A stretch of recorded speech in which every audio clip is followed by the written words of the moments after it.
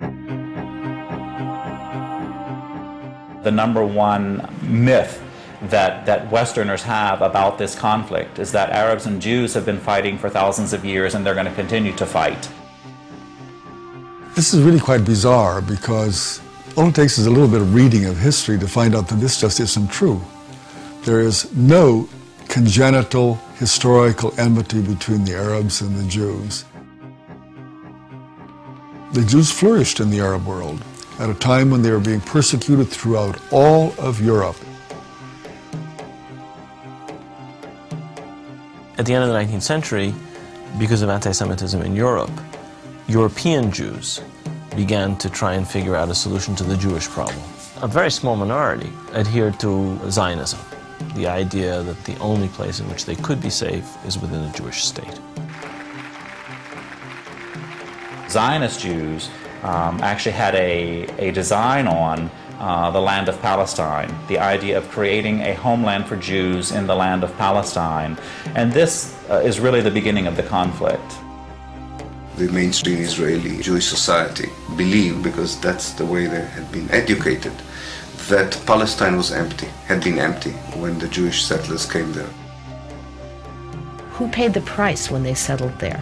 Is it really true that Israel was a land without a people for a people without a land? Palestine was not empty. It was a land populated by Arabs who had a high level of culture, high level of education. With farms and markets and towns and villages and roads and commerce and lots of interaction with the rest of the world. The population was overwhelmingly Arab.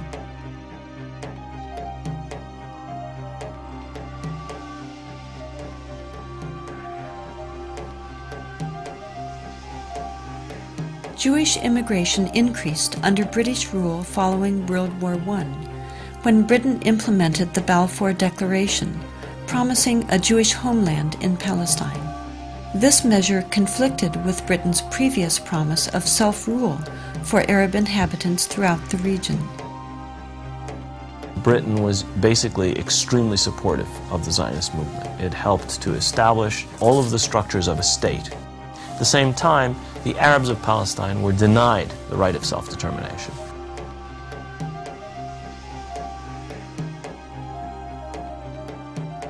The Palestinians saw a European power decide the future of a non-European territory, in flat disregard of both their presence and wishes. In the 1920s, as land was being stripped away from local residents, the first clashes between Palestinians and Jews began, and would continue on for years to come.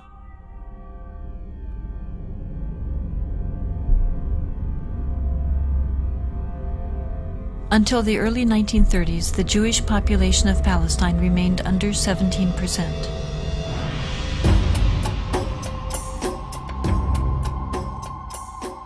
Hitler's rise to power in Germany completely changed that. In just 5 years, 174,000 Jews flooded into Palestine, doubling their population.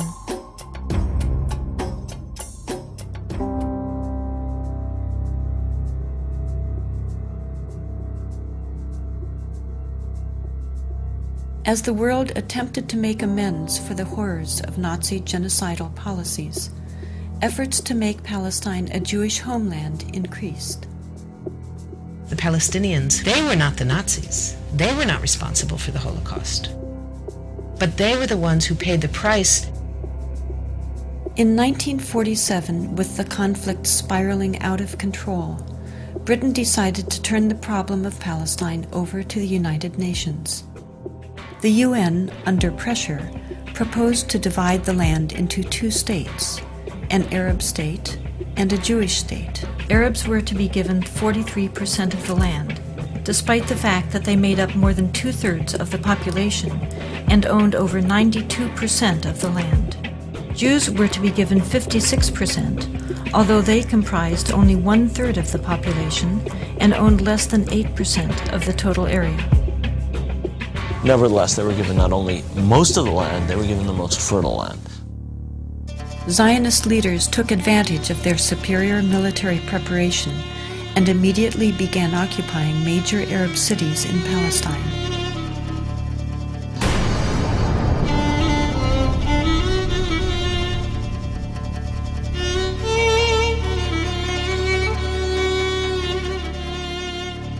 was among the people that conquered Akko. When we were walking around, we entered a flat. There was a pair of shoes of a small child, maybe 2 years old. They didn't have time to put on the shoes, so they left the shoes and they ran away. They left everything.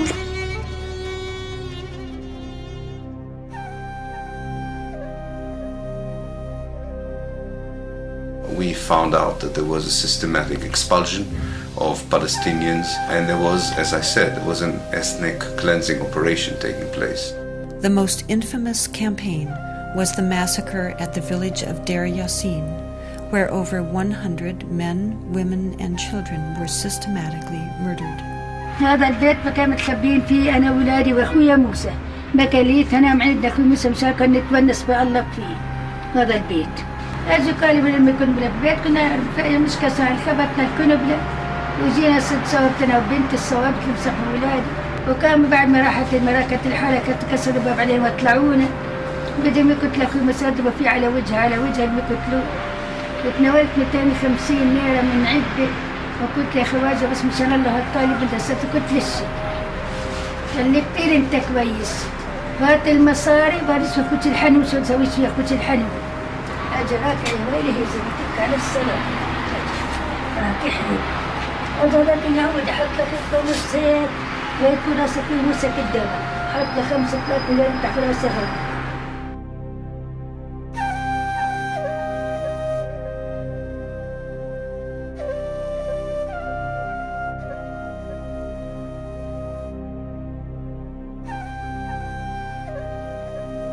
The ruthlessness of the attack on Deir Yassin drove fear and panic into the Palestinian population and led to the flight of unarmed civilians from their homes all over the country.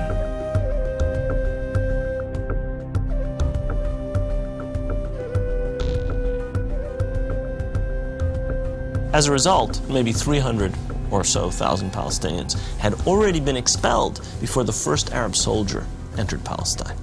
Some of the neighboring Arab armies finally intervened after May 15, 1948, when Israel officially announced its statehood. Although there was a lot of war rhetoric on the Arab side, very few soldiers, Arab soldiers, were sent into the battlefield. And actually, for most parts of the war, there was superiority on the side of the Israeli army.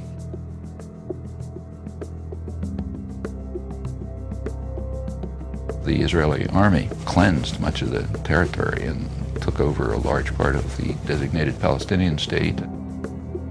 The new state of Israel encompassed 78% of the total land of Palestine. The West Bank came under Jordanian control and the Gaza Strip under Egyptian dominion. Although a truce was declared between Israel and the Arab states, true peace remained elusive, as over 700,000 Palestinian refugees languished in nearby camps, often in sight of homes to which they still held the deeds and a deep desire to return.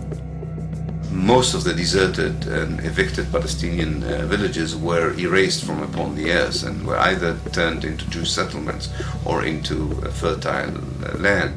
Of the 500 Palestinian villages in what became Israel in 1948, 400 were destroyed.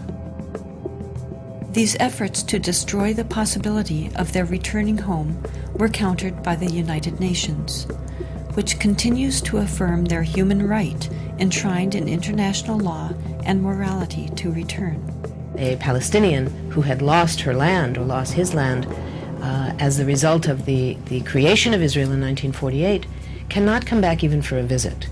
I can go back to Israel as if I were returning and claim immediate citizenship, having no historic tie, speaking no Hebrew, knowing no one in the country, having no family who ever was there. All that one needs is being Jewish, a religious group like any other.